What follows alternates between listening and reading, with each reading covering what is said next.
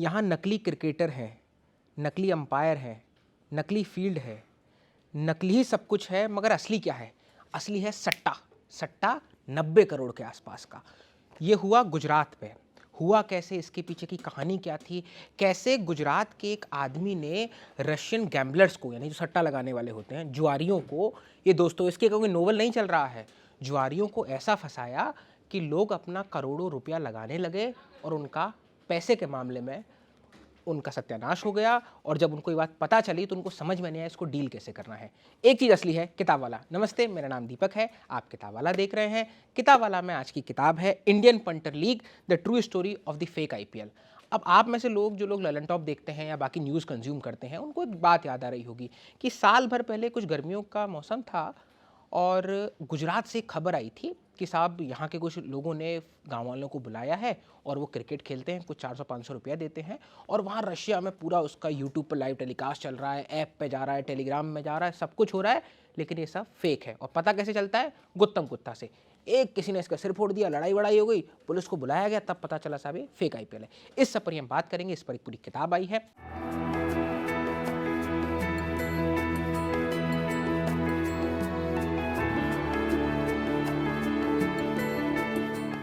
किताब को लिखने वाले हैं अभिषेक भट्ट। अभिषेक भट्ट जो न्यूयॉर्क में रहते हैं और इसके अलावा वो फिल्म मीडिया में भी काम करते हैं। वेब सीरीज़ भी इस किताब पर बनने वाली है। सीएनबीसी के अलावा बाकी और मीडिया संस्थानों पर भी वो काम कर चुके हैं। स्वागत है आपका सर इस कार्यक्रम में। धन्यवाद। शुरुआत से शुरू करते हैं। हमें ये फिक्शन की किताब है, मैं अपने दर्शकों को जानकारी के लिए बताऊं, जो कि पात्रों के नाम और घटनाओं के नाम बदल दिए गए हैं। जैसे वो एक छोटी पट्टी आप किसी वेब शो को देखते हो तब आती होगी, वैसे ही इस किताब अलग के लिए भी है। लेकिन ये कहानी पूरी तरह से ट्रू है। इसकी जो घटना और पात्र जरूर बदले जाएंगे, लेकिन जो कहानी का क्रक्स है उससे जरा भी छेड़छाड़ नहीं की गई है। अभिषेक जी, पहले तो एक घटना आप बता दें, कब हुई थी, क्या हुआ था, कैसे केस था, और फिर हम आपकी किताब के भीतर जी दाखिल होंगे। बिल्कुल, मैं आपको बताऊंगा ये घटना मुझे कैसे मालूम हुआ इसका। कि जून लास्ट ईयर में मेरे एजेंट का मुझे फ़ोन आया। मैं न्यूयॉर्क में था और मेरा एजेंट अनीश चांडी ने बोला कि एक यहाँ पे एक घटना घटी है जहाँ पे गांव वालों ने एक इंटरनेशनल क्राइम कर दिया है, जो रशिया के गैम्बलर को उल्लू बनाया है और फेक आईपीएल करके। उसमें बाकायदा इन्होंने आईपीएल की जर्सी पहनी हुई है, अंपायर हैं, फ्लड लाइट्स लगी हुई हैं, लेकिन कोई भी जो इंडियन व्यूअर है वो देखता, उसको एक यूट्यूब पे लाइव स्ट्रीम किया गया था, वो तुरंत पता कर सकता है कि ये आईपीएल नहीं है, क्योंकि क्वालिटी नहीं थी, कैमरा एंगल सही नहीं थे। लेकिन रशियन गैम्बलर और रशिया में क्रिकेट का ज़्यादा दौर नहीं है, तो वो उल्लू बन गए। तो ये मुझे थोड़ा दिलचस्प लगा और मैं सोचा उसके बारे में। लेकिन 3 दिन बाद मैं न्यूयॉर्क में बैठा हूँ, मैं देख रहा हूँ न्यूयॉर्क टाइम्स, वॉशिंगटन पोस्ट, वहाँ के जो जाने माने न्यूज़पेपर हैं, उन्होंने इस स्टोरी को कवर किया। अब देखो, यूएस में क्रिकेट का इतना डिस्कशन नहीं होता है, लेकिन जब फेक आईपीएल का डिस्कशन बिग न्यूज़ पेपर्स में होने लगा, यूएसए में, यूके में, तो मुझे लगा कि ये कुछ मानने वाली बात है। 3 दिन बाद मेरा एजेंट आ गया न्यूयॉर्क।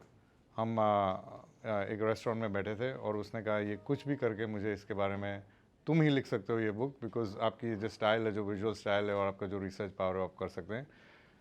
तब मैंने 1-2 फ़ोन लगाए और फिर मैं थोड़े अथॉरिटी से के साथ संपर्क हुआ मेरा, जो इन्वेस्टिगेटिव रिपोर्टर थे उनके साथ संपर्क हुआ, इन्वेस्टिगेटिव पुलिस थे उनके साथ हुआ, और काफ़ी फाइल्स, काफ़ी सूचनाएं, काफ़ी रिसर्च उनका मुझे मिला। और मेरे तो कोई कांटेक्ट थे मॉस्को में, क्योंकि आधी स्टोरी इसकी मॉस्को में हुई थी, रशिया में।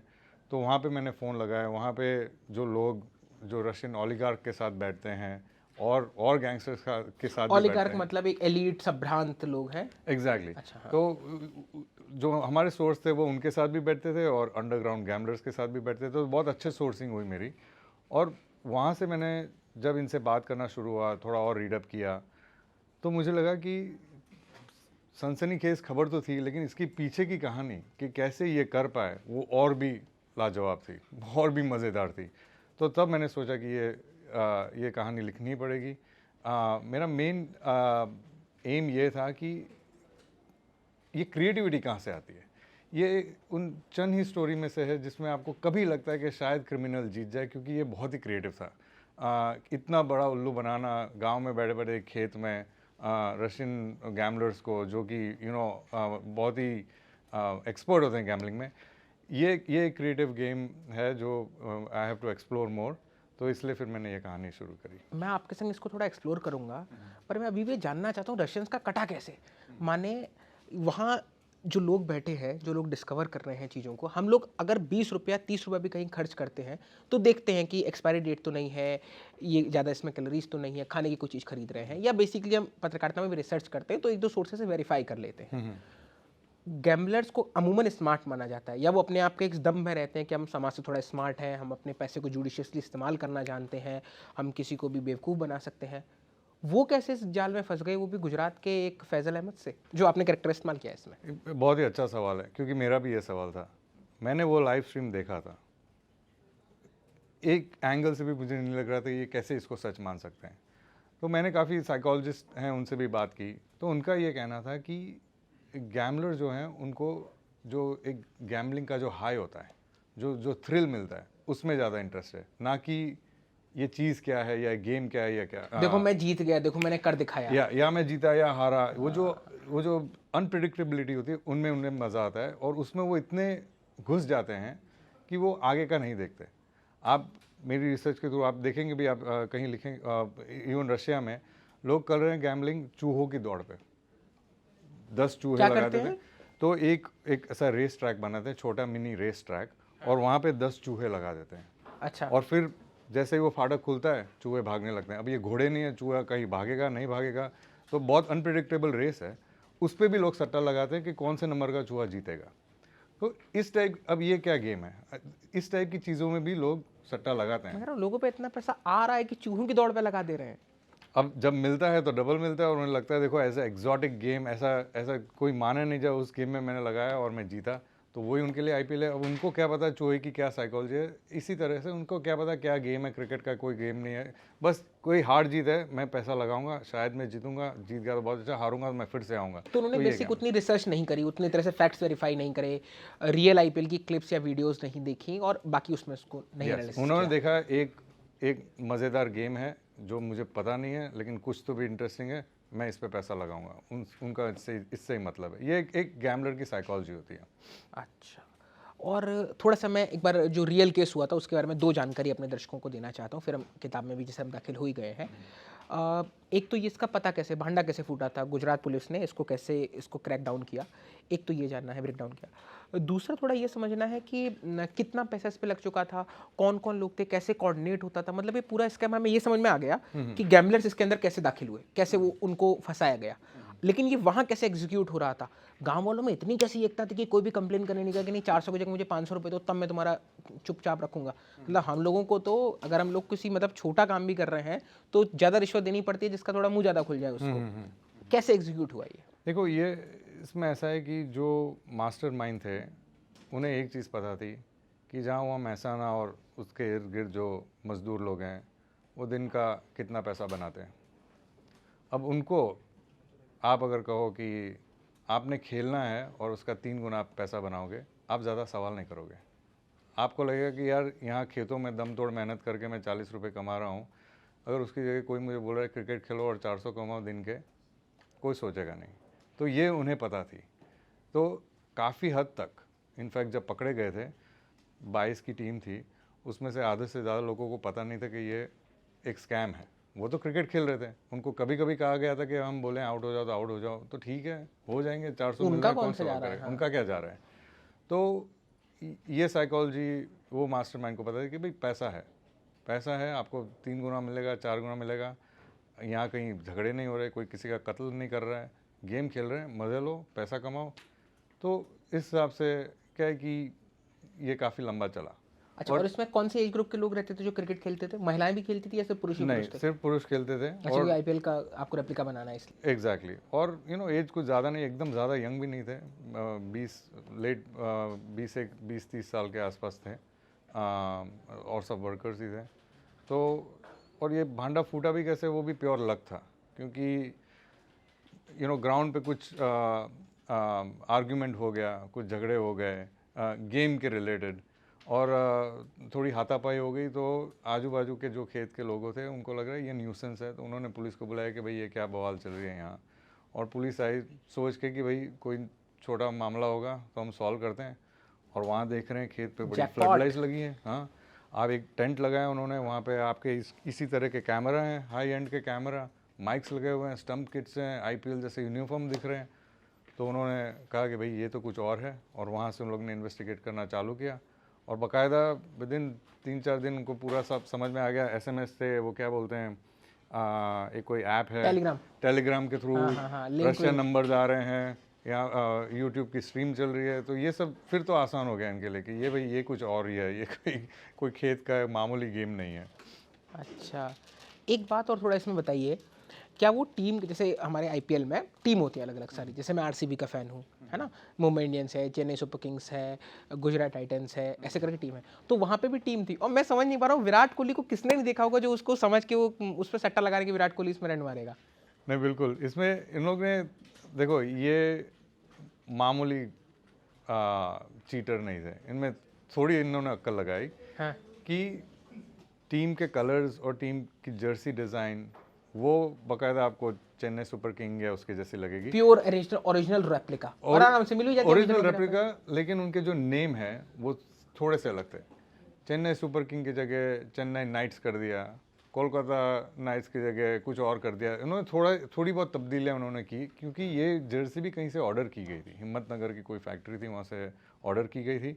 और ये नहीं चाहते थे कि भाई किसी बिजनेसमैन को आप बोलोगे आईपीएल का रेप्लिका बनाओ तो वो मना कर देंगे। तो इन्होंने नाम थोड़े बदले ताकि क्या कोई सस्पिशन नहीं हो। तो एक नज़र देखोगे आपको लगेगा हाँ ये आईपीएल की जर्सी है, लेकिन गौर से देखोगे जो किसी ने देखा ही नहीं कि नाम अलग हैं, प्लेयर्स के नाम थोड़ा अलग हैं। और रशियन को वैसे भी इतना कुछ आइडिया नहीं था कि भाई कौन से प्लेयर हैं। उनको थोड़ा आईपीएल के कहीं होर्डिंग देखे होंगे, उनको यूनिफॉर्म ठीक लग गया तो उन्होंने बोला ठीक है यही आईपीएल है। तो ऐसे करके पैसा लगता रहा उस पर। अच्छा, और पैसा लगाने की प्रक्रिया कहती थी, जैसे इसमें कई चीज़ें आई हैं, हम लोग ये सब सुनते हैं, बचपन में हम सब लोग हेडलाइन पढ़ते थे बड़ी बड़ी कि हवाला का इतना पैसा गया, ब्लैक मनी इतनी है। मैं 8वीं या 7वीं क्लास में रहूँगा तब अन्ना आंदोलन हुआ था 2011 में। तो थोड़ा सा उसके बारे में बताइए कि हवाला मनी कैसी होती है और पैसा आता कैसे था। रशिया की तो जो रूबल इकोनॉमी है, मतलब जो वहाँ का सिंबल है, वहाँ से रुपए में कैसे ट्रांसफ़र होता था, किसके थ्रू आता था, और क्या इनके पास रिसोर्सेज थे यहाँ पर, तो ये एग्जीक्यूट कैसे होता था, आप थोड़ा इस पर हम जाते हैं। ये काफ़ी जो लोग इन्वॉल्व थे उनके पास ऐसे कनेक्शंस थे कि काफ़ी शेल अकाउंट्स बनाए गए थे। शेल अकाउंट माने? शेल अकाउंट मतलब फर्जी बैंक अकाउंट्स जो होते हैं, जो एक बिजनेस बैंक अकाउंट आपने खोल दिया जिसका कोई अगला पिछला नहीं है। अच्छा। और इसमें और ऐसे 100 अकाउंट होंगे, 200 अकाउंट होंगे। तो कहीं भी आप ज़्यादा पैसा ट्रांसफ़र करोगे एक ही जगह पे, then it will raise some suspicion. लेकिन आप एक लिमिट के अंदर हो तो ज़्यादा उसमें कोई ज़्यादा इन्वेस्टिगेशन नहीं होता। तो ये पूरा नेटवर्क उनके पास पहले से ही था, जिससे वो फॉरेन एक्सचेंज के थ्रू डिफरेंट कंट्रीज़, कई केमन आइलैंड से जाके, रशिया से केमन आइलैंड ज़्यादा है, केमन आइलैंड से पाकिस्तान ज़्यादा है, फिर इंडिया आता है। ऐसे बहुत गोल, it's a very complicated subject कि कैसे ये करना। सही नेटवर्क है, कितने बड़े, मतलब कितने लोग इसमें लगे होंगे इन सबको एग्जीक्यूट कराने में। बिल्कुल बिल्कुल, दे एक्सपर्ट्स थे ये लोग। इनका ये पहला क्या बोलते हैं फर्स्ट रोडियो, इनका ये कोई पहला क्राइम नहीं था, और मेरे ख्याल से आखिरी भी नहीं होगा। हाँ, आखिरी पर मैं आऊँगा कि इसको हम कैसे एग्जीक्यूट करें या क्या करें, लेकिन मैं थोड़ा सा और इस कहानी के भीतर एक दो परतें अब खुल रही हैं। तो आपकी किताब में जिक्र आता है शुरुआत में, जब वो चीज़ केक पास करने के लिए कहते हैं, पेट्रीवेस में कई कैरेक्टर हैं। तो बेसिकली इस किताब में फिक्शन के आश्रय कई इसमें किरदार हैं, जैसे कुमावत एक किरदार है ना, एक विमला एक किरदार है जो आपने इसमें इस्तेमाल करी है, उसके अलावा फैज़ल अहमद एक किरदार है। तो अलग अलग किरदारों के आश्रय वही मूल कहानी कहने की कोशिश की गई है इस किताब में। तो शुरुआत में एग्जीक्यूट कैसे हुआ, उन्होंने कैसे वो बात पहुंचाई, कैसे फैज़ल अहमद के दिमाग में आइडिया कैसे क्लिक हुआ कि हम कर सकते हैं, क्या इससे पहले की कोई वर्ल्ड हिस्ट्री में कोई नज़ीर है इस तरह की चीज़ करने की? जी मुझे नहीं लगता, ये एक वाकई में एक यूनिक मतलब ये क्राइम था। टोटल प्योर उसके दिमाग की उपज है। बिल्कुल, जैसे मैं राइटर हूँ, मेरी दिमाग की उपज ये है कि एक आइडिया आ गया तो चलो मैं उसको लिख लेता हूँ। कोई बिजनेसमैन होगा, बोला ये एक प्रोडक्ट है, और ये क्या है कि बोल्ट ऑफ इंस्पिरेशन आता है, वो आप एग्जीक्यूट दें। वैसे फैज़ल अहमद को भी ये आया, उसने क्या कहा, उसने देखा कि भाई अंडरग्राउंड गैम्बलिंग में लोग किसी चीज़ पे भी पैसा लगा रहे हैं। अब चूहों की दौड़ पे कोई पैसा लगाएगा तो क्यों ना आईपीएल पे लगाएं, क्या मैं आईपीएल कर। तो वहाँ से उसको ये आइडिया आया, और वहाँ से उसको एक टीम खड़ी करनी थी। इट्स ऑलमोस्ट लाइक, ये कैसा है कि आप मूवी में देखते हैं और बोलते हैं कि भाई ये मूवी लाइफ से इंस्पायर्ड है। कई बार यू नो इस टाइप की चीज़ें बन जाती हैं। तो वाकई में उसने 3-4 लोगों जो उसको चाहिए थे, मुझे एक फाइनेंसर चाहिए, मुझे एक फिक्सर चाहिए जो मुझे सही बंदे ला के देगा, वो सब उसने टीम खड़ी करनी शुरू करी। लेकिन वो एक जर्म ऑफ एन आइडिया था कि अगर ऐसी चीज़ों पे सट्टे लग सकते हैं तो क्यों ना एक फेक IPL पे लग सकता है। तो वहाँ से उसका कनेक्शन हुआ और उसने जाके वो जो पेट्रोव था उसको कहा कि भाई आप इस चूहों पे जितना कमा रहे हैं उससे कई ज़्यादा आपको एक गेम पे मैं बता सकता हूँ। उसने थोड़ा एक प्रेजेंटेशन भी दिया भाई क्रिकेट कितना बड़ा है, IPL कितना बड़ा है आज की तारीख में। वाकई में अगर पर मैच आप देखें तो IPL का एक गेम कितना पैसा उसमें हाँ, लगता है, करोड़ों का स्पॉन्सर्स के माध्यम से वो सब एग्जैक्टली वो that is second richest league. अब अमेरिका का NFL है वो रिचेस्ट लीग है, पर गेम IPL का दूसरा नंबर आता है। तो इट्स अ बिग गेम। और वो उसने सेल किया पेट्रो को कि मैं आप इसमें आप पैसा लगाइए आपको मिलेगा। और पेट्रो ने लगाया, उसको रिटर्न्स मिले तो वो कंटिन्यू किया उसने। ये पूरा केस। अभी इसकी क्या अपडेट है, लीगल अपडेट क्या है इस केस के बारे में? जैसे पुलिस ने जब पकड़ा, पुलिस आई, पुलिस ने झगड़ा देखकर पुलिस आई और पुलिस ने देखा कि साहब अरे ये तो यहाँ तगड़ी व्यवस्था हो रखी है, कैमरा भी है, फ्लड लाइट्स भी हैं, लाइव भी हो रहा है, और फिर उनको समझ में आया कि गुरु इस पे सट्टा लग रहा है, पैसा वैसा लग रहा है। उसके बाद पुलिस ने क्या एक्शन लिया और कोर्ट में ये मामला पहुंचा, क्या हो रहा है इसमें? हाँ, तो काफ़ी एविडेंस तो ऑन द स्पॉट उन्हें ऑन द ग्राउंड मिले, तो केस बड़ा तगड़ा था। मेरे ख्याल से विद इन अ मंथ उन्होंने 3-4 लोगों को अरेस्ट किया था। काफ़ी लोगों को क्या बोलते हैं, कुछ टाइप की नोटिस होती है जो रशिया से आए थे, वो जब यहाँ पे उन्होंने ट्रैवल किया तो उन्हें एयरपोर्ट भी पकड़ा। तो अभी केस है कि उनको रेड कॉर्नर नोटिस टाइप की यस एग्जैक्टली। तो दे मूव फास्ट। उन्हें एक बार उन्हें पता चला कि क्या है, they were able to piece it together और अरेस्ट दिस पीपल। लेकिन अभी ये लोग बेल पे रिहा हैं और केस जारी है। आगे क्या होगा वो अभी तक स्टिल इन द वर्क। हमने इस सब पर बात करी है। एक चीज़ मैं और जानना चाहता हूँ, हमने इंडियन साइड तो हमने समझ लिया कि पुलिस आई, सब कुछ हुआ, ये थोड़ा समझना है कि रशियंस के साथ क्या हुआ था। मतलब रशियंस को जब पता चला, पहले तो उनको पता कैसे चला? क्या तभी पता चला जब इंडिया में ये स्कैंडल मतलब हमने ब्रेकडाउन क्रैक किया था?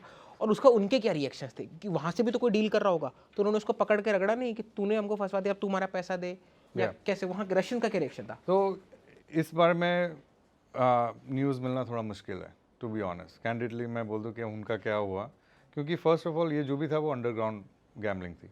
ये सब बैन है रशिया में भी। तो एक तरीके से इतना उछालनी स्टोरी लॉ इन्फोर्समेंट के लिए भी अच्छी नहीं थी। तो इतना मैं फ्रैंकली मुझे इवन जो पेट्रोव है, जो किरदार जिसने कमाया, वो अभी तक जहाँ से मैं आया नहीं है लॉ इन्फोर्समेंट की। तो वो एक ब्लैक होल है रशिया अभी। और ख़ास करके इसके बाद में जब यूक्रेन के साथ जब वॉर हुआ और ये सब हुआ, तो to get the right information वहाँ बहुत मुश्किल है। तो मेरे पास एटलीस्ट इतना इन्फॉर्मेशन नहीं है उसके बारे में। एक चीज़, कितना पैसा इसमें खर्च हुआ है टोटल? मतलब 400 रुपये उनको देने से लेकर के कितने लगभग की गैम्बलिंग रही होगी ये वाली? टोटल फिगर मुझे पता है 100 करोड़ का, 90-100 करोड़ के आसपास। 100 करोड़ का फेक IPL हो गया महसाना में। यस एक खेत में से। तो और आपको लगता है कि 100 करोड़ एक बड़ा फिगर है, लेकिन किसे पता कि एक्चुअल सट्टा जो अभी भी चल रहा हो हज़ारों करोड़ का कि क्या चल रहा है, वो you don't know. But sir बड़ा फिगर, आप चलते चलते किसी से पूछ लें, वो नंबर और जीरोज नहीं बता पाएगा मिनट भर में। मैं भी नहीं, मुझे भी काउंट करना पड़ेगा। सही बात हाँ, कि इकाई, दहाई, सैकड़ा, हजार, 10,000, लाख, 10 लाख, करोड़, 10 करोड़, पदम, संख, कंफ्यूज हो जाएंगे। यस और वो क्या है कि इसमें 100 करोड़ हमारी साइड की स्टोरी है, रशिया की क्या स्टोरी है। अच्छा, उनके हिसाब से तो और वो डॉलर से कंपेयर करके ज़्यादा उनका। बिल्कुल। अभी बेल पर ये लोग रिहा हैं। अच्छा, हमने इस किताब के बारे में ये सारी तफसील से बातचीत की कि कैसे केस हुआ, क्या हुआ, लेकिन दो गंभीर चीज़ों की तरफ मैं आपको इशारा दिलाना चाहता हूँ। हमारे यहाँ पर इसी कुर्सी पर जब आप बैठे हैं इस वक्त, कुछ महीनों पहले हमारे यहाँ उत्तराखंड के जो DGP अशोक कुमार जी हुआ आए थे, उनकी किताब का टाइटल है साइबर एनकाउंटर्स। तो बेसिकली उन्होंने साइबर क्राइम जिस तरह इस मुल्क में बढ़ रहा है, या साइबर क्राइम के माध्यम से जिस तरह लोगों को बरगलाया जाता है, एक लिंक भेज दी जाती है, एक फेक अकाउंट होता है, उस सब पर बात उन्होंने की थी। उस किताब वाला का लिंक पर आपको डिस्क्रिप्शन में यहाँ दे दूँगा। आज के दौर में जब AI आ रहा है और हम ही न्यूज़ रूम में कभी आपस में मजाक करके बोलने लग जाते हैं कि क्या स्क्रिप्ट लिख रहे हो, 2 साल बाद तो AI को लिखनी है। तो इस दौर में जो ऑनलाइन गैम्बलिंग है, इसको हम कैसे चेक्स एंड बैलेंसेस कर सकते हैं, या जिस वो बेल पर रिहा हो गए, इतना बड़ा एक मतलब कोई भी हाँ तो लेकिन एक सीरियस क्राइम है, आप एक तरीके से जेपरडाइज कर रहे हैं ना केवल इंडिया की इमेज को, बल्कि ठीक है वो लोग भी गैम्बलर ही हैं, लेकिन at the end of the day इससे एक मैसेज जा रहा है उन लोगों में जिनके पास बेरोजगारी है कि हम ऐसा काम कर सकते हैं, जो कि बहुत खतरनाक मैसेज है। आप एक बेहतर मेहनत का काम करें, अच्छा काम करें, बजाय इसके कि आप एक भाग्य पर लक लगाएं कि हाँ मेरे को यहाँ से पैसा मिल सकता है। मतलब ये बिल्कुल कोई एनालॉजी नहीं है, लेकिन इसी जुए और इसी गैम्बलिंग की वजह से हमारे यहाँ पर एक ग्रंथ लिखा गया महाभारत का, जो कि उसमें वैसी चीज़ें थी। तो अब हमारा कानून इसको कैसे कंट्रोल कर सकता है? क्या आपको लगता है कि लूपहोल्स कहाँ हैं? पहले तो इस पर बात करें और फिर इन लूपहोल्स को हम हटा कैसे सकते हैं, थोड़ा इस पर बात करें। नहीं, मेरा ये मानना है कि सबसे पहली बात तो लॉज थोड़े डिफाइन होने चाहिए एज़ कम्पेयर टू आप देखिए मैं यूएस में रहता हूँ, वहाँ के गैमलिंग लॉज काफ़ी डिफाइंड है। कैसे हैं, थोड़ा एक एक स्पेसिफिकेशन में बताते हैं सर। हमें आप देखिए स्टेट वाइज आप यूएस में जाइए, आपके लिए क्लियरली डिफाइंड है कि आप आप गैमलिंग फर्स्ट ऑफ ऑल आप स्पोर्ट्स पे ये कर सकते हो, ये नहीं कर सकते हो, ऑनलाइन गैमलिंग के क्या रूल्स है, स्टेट बाय स्टेट वो हर एक स्टेट के अलग लॉ हैं। In fact it's not like one एक लॉ नहीं है।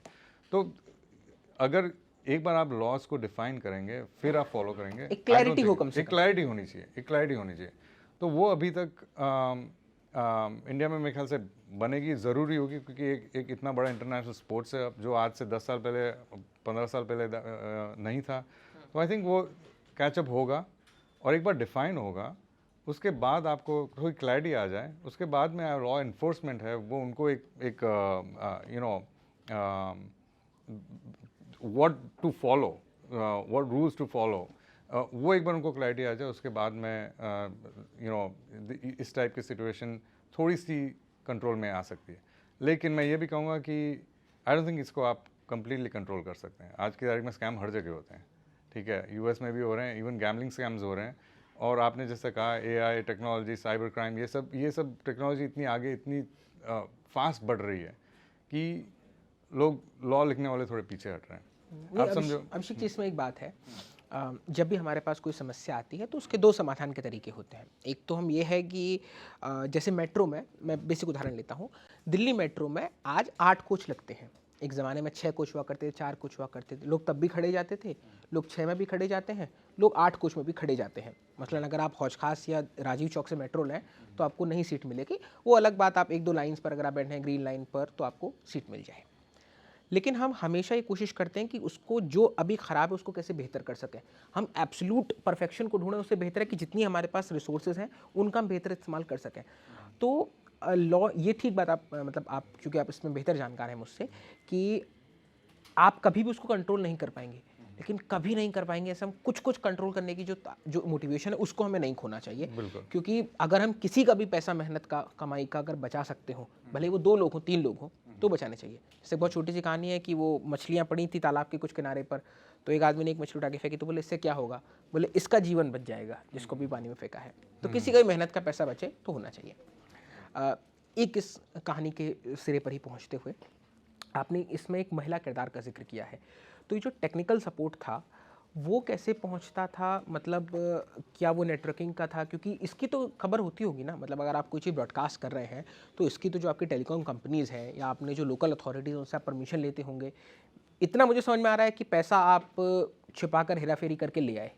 ये भी समझ में आ रहा है कि आपने गाँव वालों को एग्री करा लिया कि आप 400 रुपये में क्रिकेट खेलिए। ये भी समझ में आ रहा है कि आपने फ्लड लाइट्स या ड्रेस वगैरह अरेंज कर ली। लेकिन ये लाइव स्ट्रीम हो रहा है यूट्यूब पर, ये लाइव स्ट्रीम हो रहा है टेलीग्राम पर, ये लाइव स्ट्रीम हो रहा है रशिया तक। तो वहाँ तक पहुँचाने के लिए लोकल नेटवर्क कुछ तो रहा होगा ऐसा जिसको उन्होंने टैप किया। जी मैं नहीं मानता। आज की तारीख में आप कुछ भी लाइव स्ट्रीम कर सकते हैं। आपने केसेस देखे हैं जहाँ पे लाइव मर्डर सीन भी लाइव स्ट्रीम हो गए। तो ये सब चीज़ कंट्रोल करना, जब आप पॉजिटिव ये बोल रहे हो कि एक बंदे के पास है आज पूरा ब्रॉडकास्ट स्टेशन है आपके फ़ोन के ऊपर, आप कोई गेट कीपर्स नहीं है, आपको बड़े न्यूज़ चैनल नहीं चाहिए अगर आपको अपना मैसेज बढ़ाना हो, तो उसका फ्लिप साइड भी है कि एक्चुअली कोई भी ब्रॉडकास्ट कर सकता है कुछ भी, उसको पकड़ना मुश्किल है। तो और ऐप पर भी ये एक अपना वेब ब्रॉडकास्ट करते थे, एक ऐप पर। ये ऐप पे एक लिस्टिंग थी, यहाँ का कोई लोकल कंपनी है जो मैं नहीं मानता, मुझे ये नाम नहीं याद आ रहा, लेकिन जो लोकल मैचेस की लिस्टिंग करती थी, तो उन्होंने उधर लिस्ट कर दिया। इसमें कुछ ज़्यादा कोई देख नहीं रहा था, भाई एक लोकल मैच है ठीक है, लिस्ट कर दिया। तो वो लिस्टिंग एक इम्पॉर्टेंट थी क्योंकि एक थोड़ा सा जो रशिया साइड के गैम्बलर थे उन्होंने देखी कि भाई ये एक वेबसाइट है जहाँ पे बहुत सारे मैच लिस्ट हो रहे हैं, उसमें ये भी लिस्ट है, तो जाहिर है कि ये असली होगा। तो वो उनकी सेंस ऑफ जीनियस थी, वो उनकी जीनियस थी कि हाँ, अगर मैं कहीं भी कोई भी 0 फॉलोअर के चैनल पे कुछ स्ट्रीम कर दूँ तो कोई ज़्यादा विश्वास नहीं करेगा, लेकिन आप एक ऐसे प्लेटफॉर्म पे स्ट्रीम कर रहे हैं जहाँ दूसरे काफ़ी डोमेस्टिक मैचेस की लिस्टिंग है, तो शायद ये सही होगा। तो वो एक इम्पॉर्टेंट स्टेप था जो ज़्यादा लोग डिस्कस नहीं कर रहे हैं, लेकिन उसको थोड़ी रियलिटी में कन्वर्ट करने का काफ़ी बहुत एग्जीक्यूशन बारीक था। एग्जीक्यूशन बहुत बारीक था। दो आखिरी सवाल है, हमने इस पूरे कॉन्सेप्ट पर बात की है, मैं थोड़ा सा स्पेसिफिकेशन इसमें करना चाहता हूँ। एक पर्टिकुलर मैच में क्या क्या होता था, माने वॉकी टॉकी से अंपायर बात कर रहे हैं कि आउट होना है, इशारा कैसे मिलता था, क्योंकि वो लोग तो लाइव स्ट्रीम देख रहे हैं तो वो भी तो थोड़ा पकड़ सकते हैं कि अच्छा यार इसने इशारा किया है इसके बाद ही आउट हुआ है, या वो एक हिंट लगा सकते हैं कि अच्छा इस इशारे के बाद आउट होता है तो मैं इस पर पैसा नहीं लगाऊंगा जो वहाँ खेल रहे हैं। तो वो एक पर्टिकुलर मैच में कैसे होता था, कितना पैसा लगता था, मतलब एक मैच का कॉस्ट अगर आपके पास जो भी FIR आपने पढ़ी, जो भी रिसर्च आपने करी, इन्वेस्टिगेशन से आपने बात करी, रिपोर्टर से, कैसे होता था? तो सबसे पहले आप स्टार्ट करिए सेटअप के साथ। ये एक खेत में खेला जाता था और उन्होंने कैमरा एंगल स्टडी किए कि मैं 5 कैमरा तो नहीं लगा सकता, क्योंकि अगर मैं आगे पीछे घूमूंगा तो पता चल जाएगा खेत है, कोई क्राउड ही नहीं है, ठीक है। तो जो आपका मेन मास्टर एंगल होता है, उन्होंने उस एंगल से ही पूरा क्रिकेट गेम बताया, और जो थोड़ी सी नीचे की साइड था ताकि आपको पीछे गाय है वो नहीं दिखेगा, आपको सिर्फ ग्राउंड दिखेगा, ठीक है। वहाँ से बात शुरू हुई। उसके बाद में ये लोग, जब मैं आपको कहा था टेलीग्राम में एक बंदा हमेशा रशिया के टच में था, और रशिया जो अंडरग्राउंड गैम्बलिंग में वो लोग बेट्स ले रहे थे। आपको ये 4th बॉल पे 6 लगेगा या विकेट लगेगा या 1 रन होगा या कुछ नहीं होगा, वो लाइव बेटिंग चल रही थी। अब जैसे ही वहाँ रशियन जो हेड ऑफ पेट्रोव जो था, उसने देखा कि भाई 4th बॉल पे पैसा ज़्यादा लगा हुआ है, 1 विकेट पे या 9 रन पे, वो मैसेज कर देगा, इनफ पैसा लगा है, अपसाइड बहुत है, वो टेलीग्राम पे उसको वापस मैसेज करता है कि भाई मुझे, वो साइड लाइन पर खड़ा था उसका बंदा, कि मुझे 4th बॉल पे चौका चाहिए, 9 रन नहीं चाहिए। ये बंदा, उसके पास वॉकी टॉकी था जो डायरेक्ट अंपायर के वॉकी टॉकी में वो बात कर रहा था। तो इट्स नॉर्मल, अगर कोई अंपायर देखे वॉकी टॉकी, आज आप भी देखो 3rd अंपायर को बुलाया तो वो ऐसे बात करेंगे, सो इट्स नॉर्मल। लेकिन जो उसको मैसेज मिल रहा था इज़ कि अंपायर को वो कहा जाएगा कि भाई आप 4थी बॉल पे आपको चौका चाहिए, 9 रन नहीं, कुछ भी करके। और जब बॉलर क्रॉस कर रहा है अंपायर को, वो उसको रिले कर देता है कि भाई इस बॉल पे चौका चाहिए बैट्समैन को भी, क्योंकि वहाँ पे कोई स्टंप कैम और स्टंप माइक ऐसा कुछ नहीं होता था।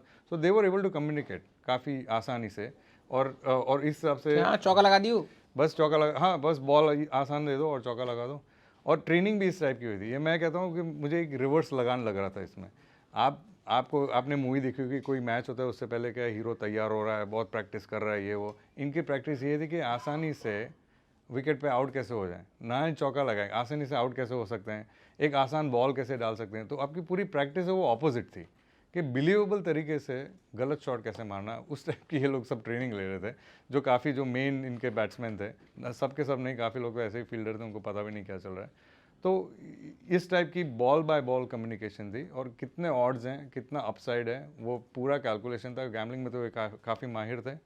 तो and communication was all through Telegram from Russia to Mehsana, or on the ground through walkie-talkie and just word of mouth. तो ये पूरा उस तरह से एग्जीक्यूट करके एक एक बॉल, एक एक विकेट के हिसाब से करते थे। अच्छा, चूँकि अब इस पर हमने इस पर तफसील से बात की कि ये पहला अपनी बात में नोवेल, मतलब पहले अपनी बार में इन्वेंशन था, तो उस वक्त जब ये वर्ल्ड में रिपोर्ट हो रहा था, पर्टिकुलरली आप उस वक्त न्यूयॉर्क में थे, तो वहाँ किस तरह का डिस्कशन होता था चाय खानों पर, बातचीत में, या जब आप गुजरात आए तो उससे पहले पहला रिएक्शन क्या था एडमिनिस्ट्रेशन का? सबसे पहला रिएक्शन तो सोशल मीडिया पे था कि लोग हंस रहे थे। अच्छा, क्योंकि आप अगर एक लाइव, ये one of the live stream देखेंगे, काफ़ी मेरे ख्याल से यूट्यूब पे अभी भी लिस्टेड है, उसमें एक हर्षा भोगले का इम्पर्सनेटर था, हर्षा भोगले से कमेंट्री कर रहा था। तो वो खुद भी हंस रहे थे, काफ़ी प्लेयर्स भी हंस रहे थे कि अच्छा, कमेंट्री भी होती थी बाकायदा? कमेंट्री। पर एक बात बताइए, हिंदी में कमेंट्री और रशियंस को क्या समझ में आ रही होगी? उन्हें उससे कुछ लेना देना नहीं, वो कर रहे थे इंग्लिश में कमेंट्री। अच्छा, ओके, हाँ, लेकिन उनको भी मतलब रशियन काफ़ी इंग्लिश तो समझते होंगे, लेकिन कमेंट्री बाकायदा हो रही थी। और तो सबसे पहली बात तो इंडिया में जो लोग थे वो तो हंस रहे थे कि भाई ये कैसे हो सकता है, कैसे ये लोग इसको IPL मान सकते हैं। तो ये ऑलमोस्ट एक वायरल मीम हो गया था। हमारे लिए था कि इस पे कौन, मतलब वो एक बहुत अच्छा जोक है वरुण ग्रोवर का कि यार मैं सिंघाड़े पर अगर किसी प्लेन को हाईजैक करूंगा तो मैं कैसा लगूंगा, तो हमारे लिए बोला मूवमेंट था कि इसमें कैसे किसी का पैसा खराब हो सकता है। एग्जैक्टली तो वही माहौल इंडिया में था। और वो न्यूयॉर्क में क्या है कि बिकॉज रशिया इन्वॉल्व था, उन्हें बड़ा मज़ेदार लगा कि भाई खेत में बैठ के रशिया को उल्लू बनाया। इसके बाद काफ़ी बाद में फिर एक्चुअली ये सब यूक्रेन वॉर और वो सब उसके बाद में हुआ शुरू, लेकिन पहले से उनका रहता है जिसमें भी रशिया इन्वॉल्व है कि भाई कैसे ये इंटरनेशनल क्राइम कैसे उनके लिए गुड़ खाए ना गुलगुले मूवमेंट था कि हमने कुछ नहीं किया पर हमारे देखो हमारे जो हमारा दुश्मन देश है, जो हमारा राइवल मुल्क है, उसको परेशानी हो गई इस तरह से। बिल्कुल। अच्छा, आखिरी सवाल की तरफ मैं बढ़ूंगा कि आगे अब आप इस मतलब on a very serious note हमने इस कहानी को पढ़ा और हमें लगता भी है कि आखिरी में जीत जाएगा, लेकिन अचानक से कुछ होता है और उसका पूरा भंडा फूट जाता है, जो बहुत ही पुरानी हिंदी फिल्मों की क्लीशे लाइन है कि कानून के हाथ लंबे होते हैं या बुराई कभी छिप नहीं सकती है ना, कागज़ के फूलों से खुशबू आ नहीं सकती, उस टाइप का। तो एग्जीक्यूशन कितना ही आपने मास्टर ब्लास्टर किया, कितना ही बढ़िया किया, लेकिन अंत में वो बिल्कुल सामने आया और पूरी तरह से आप कितनी ही बार बच सकते हैं ना गलत काम करके। तो लेकिन अब इसका आगे का रोड मैप क्या हो, हम इस तरह की क्राइम्स को, हमने कानून पर तो बात करी, पर एक व्यक्ति के तौर पर है ना, क्योंकि हमारे साथ भी हो सकता है, मतलब अभी हम जो रशियंस पर हंस रहे हैं या हम उनके प्रति दया की भावना रख रहे हैं, दोनों ही भावना है, हम उनके प्रति करुणा भी रख सकते हैं कि जो एक इस तरह के एक गैम्बलिंग में फंसे, और हम हंस भी सकते हैं। लेकिन हो सकता है कल को हम और आप हों या कोई भी हमारे आम जानने वाला हो, लिंक के नाम पर तो कितने ही लोगों का पैसा चला ही गया है, OTP के नाम पर जामताड़ा की कितनी सारी वेब सीरीज हमारे यहाँ आ गई। तो साइबर क्राइम से कैसे बचें अभिषेक जी, इसके बारे में आप 2-3 टिप्स दें और फिर मैं इसको किताब वालों को रैप अप करूँ। बिल्कुल, देखिए आज ये ज़रूरी है कि टेक्नोलॉजी से वाकिफ़ होना और एक रियल ट्रेनिंग होनी बहुत ज़रूरी है। हमें लगता है कि हम फ़ोन यूज़ कर सकते हैं, आज जो 70 साल का होगा शायद वो फ़ोन एक अलग तरीके से यूज़ करता है, और जो 20 साल होगा वो थोड़ा अलग तरीके से यूज़ कर सकता है। There are some best practices जो सिखाए जाने चाहिए, जो कॉर्पोरेट ट्रेनिंग में होना चाहिए, जो एजुकेशनल ट्रेनिंग में होना चाहिए। कैसे आप फेक न्यूज़ को स्पॉट करिएगा, कैसे आप रियल न्यूज़ आप कहाँ से लेगा, ये सब टाइप की यहाँ पे ट्रेनिंग कहीं पे भी नहीं है। और अब जब AI की बात कर रहे हैं तो ये आप सब 10 गुना ज़्यादा बढ़ सकता है इस टाइप के क्राइम। तो एज अ सिविक ड्यूटी आपने टेक्नोलॉजी की एजुकेशन एंड द राइट क्या बोलते हैं द विजडम टू यूज़, वो बहुत ज़रूरी है। दूसरा ये बात है कि जब मैं सुनता था, क्योंकि काफ़ी कॉल सेंटर क्राइम भी हुए हैं वहाँ पे, US में भी काफ़ी लोगों को उल्लू बनाया, millions of dollars Indian immigrant से लिए गए, यहाँ से कॉल जाते हैं और वो लिंक भेज देते हैं और वो सब टाइप का। मुझे हमेशा लगता था कि बुज़ुर्ग जो हैं वो उल्लू बन जाते हैं, कि आप 60-70 के ऊपर हो तो आपको आसान है, क्योंकि आपके ज़माने में टेक्नोलॉजी थी नहीं। हाँ, लेकिन एक्सपर्ट्स ये कहते हैं वो बिल्कुल बात गलत है। जो पैसा खोते हैं वो मेरी एज के हैं या मुझसे भी यंग है। वो क्यों? क्योंकि आपके पास दिन में, साल में 50 फ़ोन आते होंगे, SMS आते होंगे, ये क्लिक कर लो, वो क्लिक कर लो। हर बार आप बोलेंगे कि भाई ये स्कैम है, मुझे पता चल रहा है। लेकिन कई बार आप एक ऐसी मेंटल स्थिति में होते हो, घर पे कुछ काम चल रहा है या घर पे कुछ झगड़ा चल रहा है या ऑफिस का कोई टेंशन है, आप सोच नहीं रहे सही, और उस मोमेंट पे अगर आपने क्लिक कर दिया, उस मोमेंट पे आप सही सोच नहीं रहे, तो आप उल्लू बन गए। आप मेंटली प्रेजेंट नहीं हो, आप मेंटली प्रेजेंट नहीं हो। तो ये बात भी बिल्कुल ज़रूरी, it's a very psychological thing कि आपके पास आप 100 बार उल्लू नहीं बने, लेकिन आप एक ही बार बन गए, उसमें आपका सब कुछ आपने गवा दिया। तो ये क्या है कि एक एवरेजेस का गेम है। अगर आप 10 मिलियन कॉल करो फ्री में AI के थ्रू, स्क्रिप्ट लिखी हुई है, आपको क्या चाहिए? आपको सिर्फ 500 लोग जो आपके झांसे में फंस जाए। हाँ, जो आपके झांसे में फंस जाए, जो आपके झांसे में फंस जाए। 10 मिलियन आजकल कॉल करना बहुत चीप है, अगर आप 500 लोगों को उल्लू बना सकते हैं तो। और ये सिर्फ AI में और भी आगे बढ़ने वाला है, नॉट ओनली फ़ोन बट ये फेक वीडियोज़ और क्या क्या आएगा। सो आपको you have to be present, that is the mental side of it, and you have to be educated, that is the technical side of. आप अपनी मेहनत के पैसे को खूब बचाएं, और अगली बार जब आपके पास कोई लिंक आए, अगली बार जब आपको कोई कॉल आए, तो थोड़ी सतर्कता के साथ, थोड़ी सी मेहनत के साथ, थोड़ी रिसर्च के साथ, या थोड़े कुछ प्रोक्रेस्टिनेशन के साथ, टालम टोल के साथ आप उस पर काम कीजिएगा। ये गुजरात की कहानी थी जिसमें कैसे रशियंस को 100 करोड़ का चूना लगाया गया, उसकी ये बात थी। हम इस पर क्रोधित भी हो सकते हैं कि हमारी अथॉरिटीज़ ने ये सब जाने दिया। हम रशियंस पर करुणा भी कर सकते हैं कि उनका इतना बुरे पैसे का उनका नुकसान हुआ, इतने ज़्यादा। और हम इस पर हंस भी सकते हैं कि कोई खेत में से आईपीएल लेकर 100 करोड़ निकाल गया। लेकिन इस सब के बीच जो महत्वपूर्ण बात है वो ये है कि हम एक लॉफुल लाइफ, एक लीगल लाइफ जिएं, ताकि जब अगली बार हमें लगे कि हम बहुत सफल हो रहे हैं और अचानक से कोई हमारे हाथ से वो कौर छीन ले, तो वो मेहनत का कौर हो, वो किसी निकम्मेपन, किसी नालायकी और वो किसी भी तरह की धोखेबाजी का कौर ना हो। इतना और हम और आप तो सुनिश्चित कर ही सकते हैं, वरना हम हमेशा अपने छोटे वालों से घृणा करेंगे और अपने बड़ों से नफरत करेंगे कि उन्होंने हमारा हिस्सा खाया है। आप देख रहे थे किताब वाला। अभिषेक जी अब आए, बहुत शुक्रिया। आलिश और पंकज ने इसे रिकॉर्ड किया है। आप देख रहे, आपको अगली बार जो लगे कि किताब इंक्लूड होनी चाहिए वो कमेंट बॉक्स में ज़रूर बताएं। टाटा।